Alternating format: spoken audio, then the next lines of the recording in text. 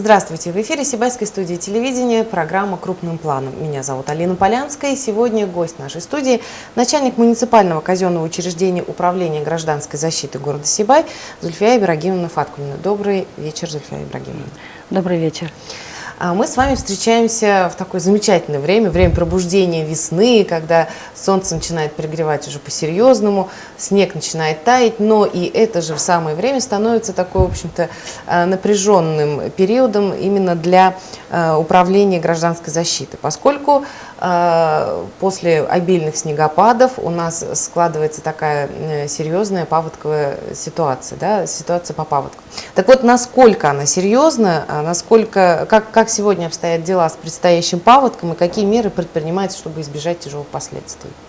Да, как известно, паводок и половодье характеризуются своей сезонностью, быстротечностью и требуют оперативного скоординированного действия всех сил и средств, органов управления, всех заинтересованных структур городского округа город Сибай.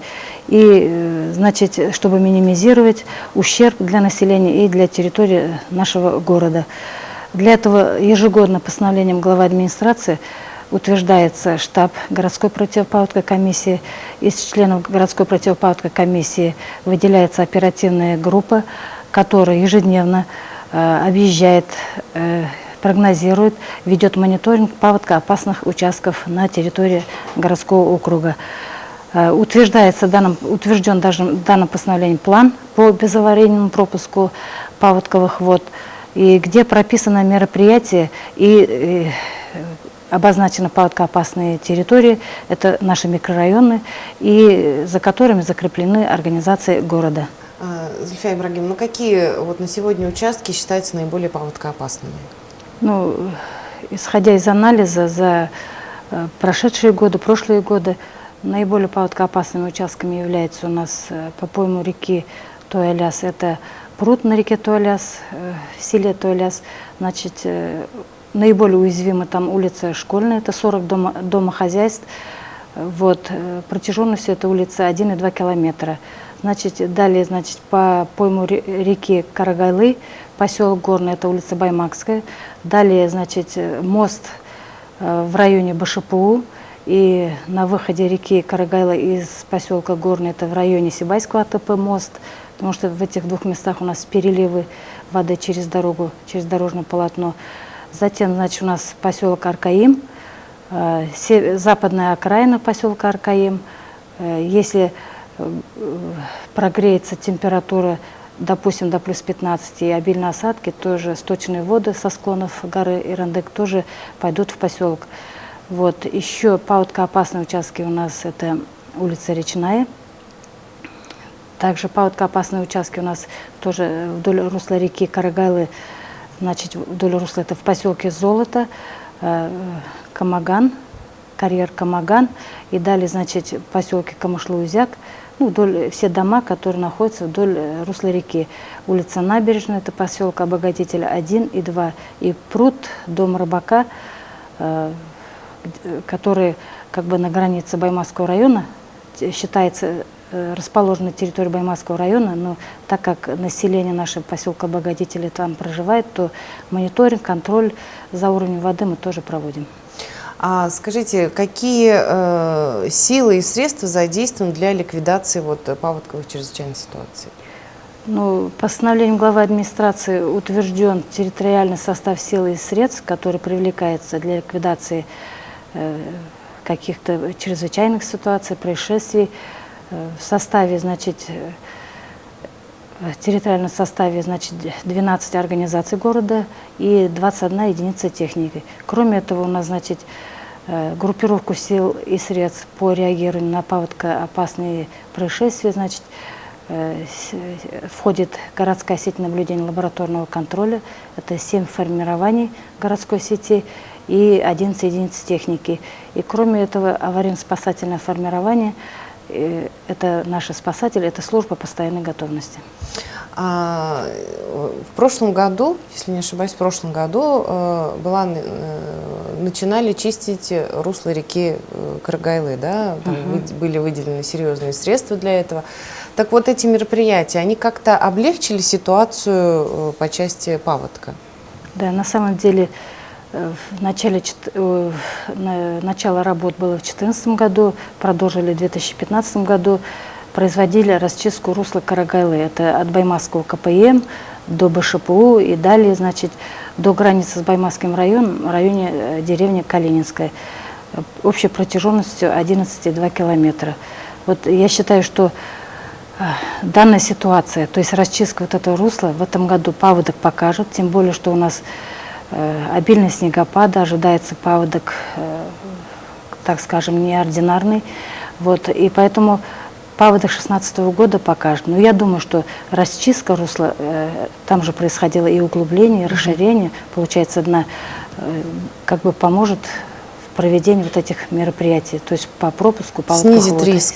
Снизит риск, да, подтопления вот этих домов, которые расположены вдоль русла этой реки. Ну вот вы только что перечисляли, в общем-то, самые такие паводкоопасные участки, и на многих из этих участков живет большое количество людей. И если все-таки создается угроза подтопления, куда им обращаться, к кому, куда звонить, куда бежать?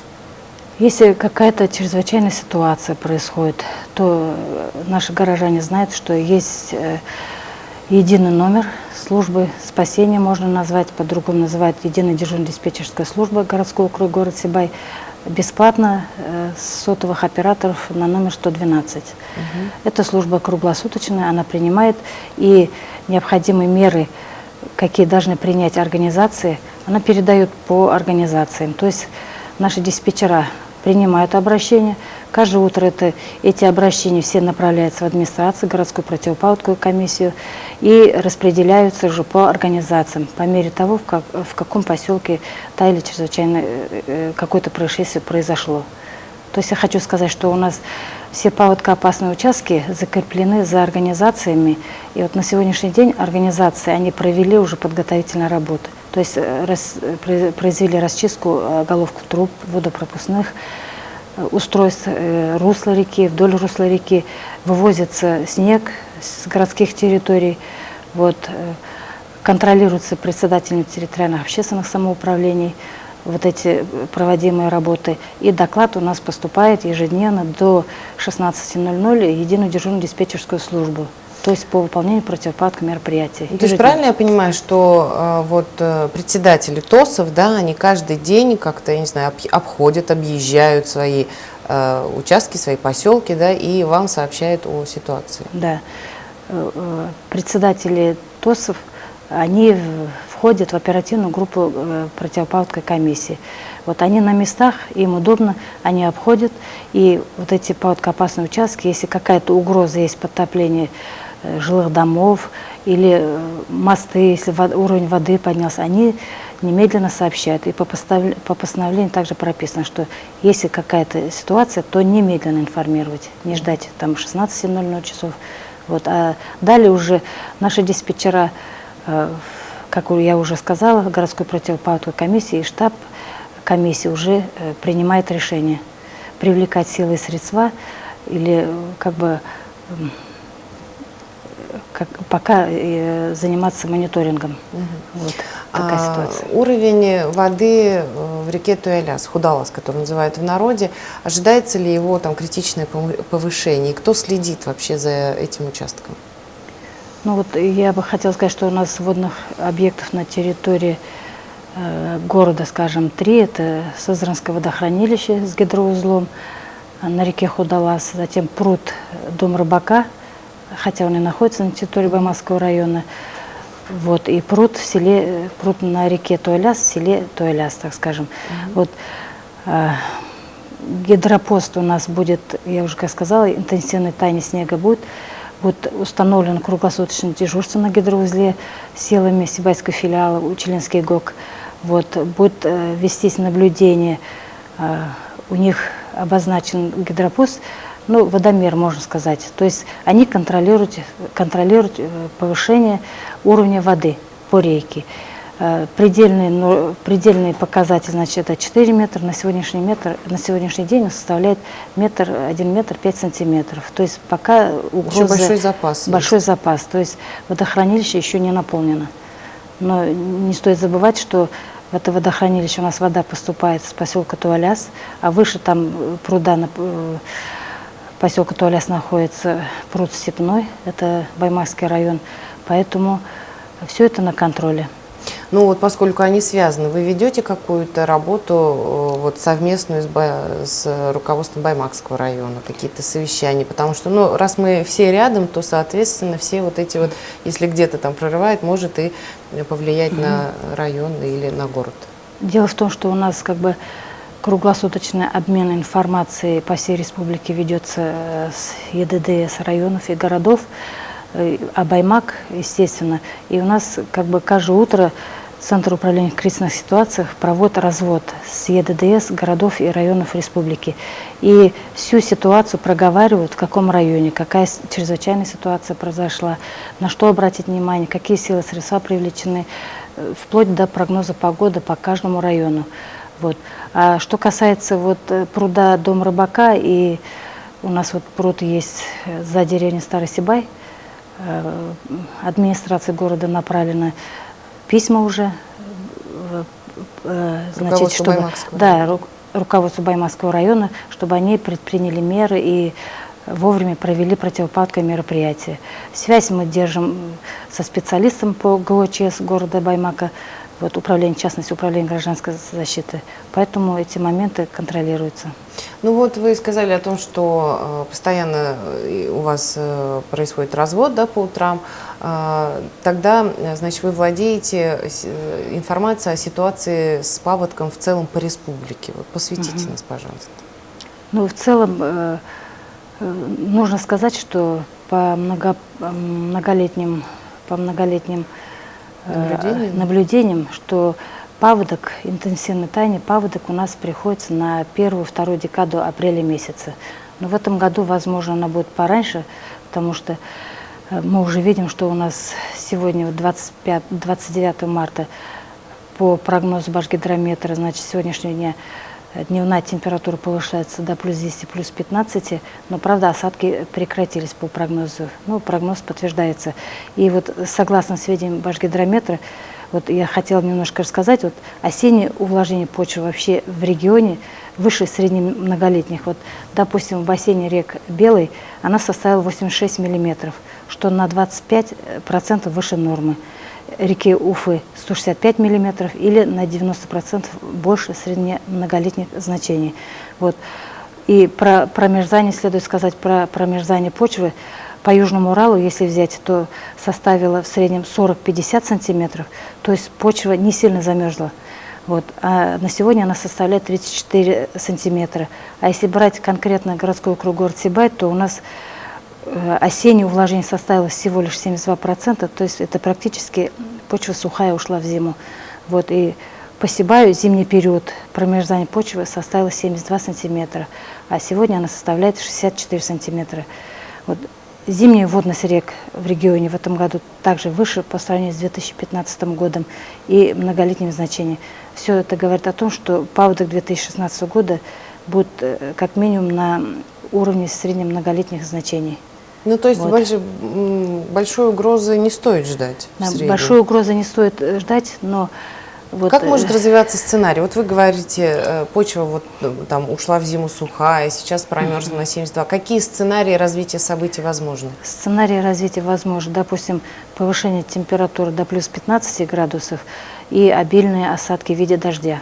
Если это все в один момент, как у нас произошло в апреле 2012 года, то вода пойдет, почва у нас мерзлая, вода пойдет по верху и может затопить у нас вот эти паводкоопасные участки, те дома, улицы, про которые я уже говорила. Вот это один сценарий, значит. Второй сценарий, если, допустим, у нас повышение температуры будет, дневное повышение температуры днем, а вечером будет минусовая температура, то такой паводок, он пройдет спокойно. Как бы угрозы большой не будет. Вот. Будем надеяться, что так. И вот если говорить по сведениям Башгидрометра, опять же, в апреле и мае у нас количество осадков будет ниже нормы, ниже или около нормы. Это в апреле и в мае. То есть как бы по их же сведениям, дождей, осадков не ожидается. Вот это вот как бы немножко успокаивает, что паводок пройдет ровно и спокойно. Ну, а если все-таки, как говорится, мы предполагаем, Бог располагает, да? Если синоптики тоже имеют свойство ошибаться, у природы свои законы, свои причуды, и если все-таки, ну вот, допустим, самые неприятные сценарии – это резкое потепление и осадки, соответственно, угроза паводка. Насколько готовы вот мы на город, да, насколько готов ко всем этим ситуациям? Техника, насколько готова?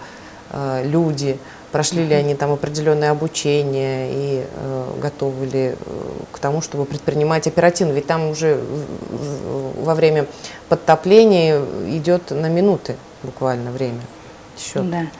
Вот у нас как бы ситуация такая была в 2012 году в апреле, и в августе 2013 года это был дождевой паводок. Как бы такая ситуация, в принципе, у нас уже возникала. Это дамба пруда за деревней Старый Сибай Баймакского района. То есть оперативно были привлечены силы средства территориального звена единой государственной системы предупреждения ликвидации чрезвычайной ситуации. Это Сибайский филиал Учелинский ГОК за устрой механизации. И есть там водосброс аварийный, и этого было недостаточно. То есть, как бы, используя технику вот этих организаций, с другой стороны плотины, дамбы, тоже был сделан аварийный водосброс. И вот как бы это стабилизировало ситуацию, и подтопление деревни Старосибай, и в дальнейшем наших поселков Золото и Камышлоузяк не произошло. Вот. Ситуация произошла в апреле 2012 года в поселке Аркаим, когда вода пошла со склон гор в поселок. Вот. Тоже в этом случае как бы нужна была тяжелая техника, потому что не проехать. Была привлечена техника Сибайского линейно-производственного управления «Газпром Трансгаз Уфа», техника также строймеханизации, вот, Сибайского филиала Учелинский ГОК. Вот, как вы помните, тогда было в нескольких местах, и улица Баймакская, и Аркаим. И вот как бы работа велась на этих участках параллельно. Вот. С помощью этой техники были завезены порода, земля, глина. То есть заслон ставился в воде, да? У нас вот как бы там есть канава, водосточный канал. На сегодняшний день «Газпром Трансгаз Уфа» полностью прочистили эту канаву, довели русло ручья, Давлетовского ручья полностью прочистили. Вот. Ну, как вы говорите, если вот ситуация такая паводкоопасная возникнет, то уже все необходимые меры предприняты, чтобы избежать ее. Да. И согласно постановлению главы администрации, значит, у нас утвержден городской план мероприятий в противопаводках. И на основании этого постановления, значит, все объекты экономики нашей организации тоже составили свой план. Эти планы, значит, по защите своих объектов и по закрепленным территориям согласно постановлению главы администрации. Эти планы, они представляются городской противопаводковой комиссией через управление гражданской защиты. То есть планомерно работа ведется, создается материальный резерв, финансовый резерв. На предупреждение ликвидацию чрезвычайной ситуации нашему учреждению выделены денежные средства в размере 300 тысяч рублей. Вот, поэтому как бы материальный резерв он создается организациям, а городской резерв финансовый он создан. Скажите, ну вот как вы говорите, что каждая организация, предприятие, учреждение должно предоставить план противопаводковых мероприятий, да? Что грозит организации или предприятию, если она этого не сделает? Или если она не выполнит определенные мероприятия по плану? Ну, вот, начнем с того, что есть городской план, и по нему уже, там же обозначены паводкоопасные участки, это как бы из анализа предыдущих паводковых ситуаций. Вот поэтому, если организация, за которым закреплена эта территория, не очистят вовремя водопропускные устройства, постановление они это согласовывали, все эти видели, как бы рассчитывали силы и средства, то возникнет ситуация, что будут подтоплены как бы целые улицы, дома, придется эвакуировать людей, то это еще большие затраты. А если мы объявляем чрезвычайную ситуацию, то значит уже безоговорочно все предприятия участвуют в ликвидации этой чрезвычайной ситуации на данной территории и за счет собственных средств. Ну а если предприятие ничего не сделало, да, там не прочистило вовремя, не создало там заслонов каких-то, и наступила угроза подтопления, ну понятно, что да, принесен ущерб, да, имуществу, домам принесен ущерб, чрезвычайная ситуация создана, что само по себе, да, неприятно. А каково наказание организации или предприятия, которые ничего не сделали для того, чтобы избежать этой угрозы? Ну, во-первых, у нас планируется еще одно очередное заседание городской противопаводковой комиссии. Вот, будут приглашены эти руководители на заседание комиссии по чрезвычайным ситуациям. И по отношению к ним будут какие-то меры приняты по решению этой комиссии. А сейчас есть такие нерадивые хозяева, скажем? Ну, на сегодняшний день таких нерадивых нет. То есть в единую дежурную диспетчерскую службу города представляется информация ежедневная о выполнении плана городского и о выполнении плана мероприятий именно по своим объектам, организациями города. Это наши коммунальщики, это промышленные предприятия и предприятия жизнеобеспечения. Я знаю, что Управление гражданской защиты постоянно проводит учения, ну, по разным направлениям, да? Проводятся ли вот учения именно по части противопаводковых мероприятий? Да, у нас на фоне команды штабной тренировки комиссии по чрезвычайным ситуациям Республики Башкортостан была проведена 17 марта наша тренировка, это команда штабная тренировка с комиссией по чрезвычайным ситуациям. И там отрабатывались сценарии вот, по паводку, именно по паводку. Если возникнет такая паводкоопасная ситуация, какие меры должны принять члены комиссии. То есть, просто говоря, мы проигрывали все эти сценарии и учили членов комиссии вносить свои предложения в решение комиссии. Вот. И эта тренировка у нас прошла совместно с городской противопаводковой комиссией. В второй части, значит, уже реально мы рассмотрели все наши паводкоопасные узкие места. И каждый руководитель, кого поднимали, как они были подготовлены к предстоящему паводку, они как докладывали. Оперативно реагировали, да? Да, да. Они уже докладывали, какие работы проведены, какие мероприятия выполнены, какие планируются. И вот на завтрашний день у нас вот конкретно планируется проведение комиссионной проверки готовности гидротехнических сооружений на территории городского округа Орсиба. Это гидроузел, пруд на реке Туаляс, в поселке Туаляс, затем, значит, дом рыбака. И отдельно планируем с приглашением представителей Баймакского района обследовать пруд за деревней Старый Сибай. Это в отдельный день. А есть ли польза, ну вот на ваш взгляд, ощутима ли польза от таких учений? Ну, я думаю, что польза такая есть. Вот всем же известно, если обучить человека, то он будет организованно и оперативно действовать в чрезвычайных ситуациях. То есть мы эту ситуацию проиграли, она же реально взята из жизни.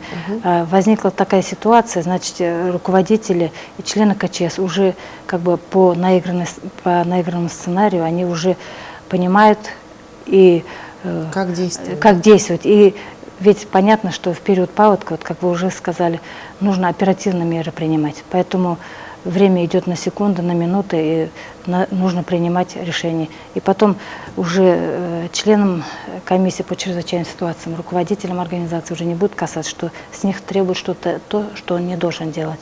Члены комиссии должны организованно уметь принимать решения оперативно. Скажите, пожалуйста, вы можете дать какой-то совет, ну, скажем так, хозяевам подворий, да? Потому что в связи со снегопадами, с обильными, конечно, и во дворах, и на участках скопилось очень большое количество снега.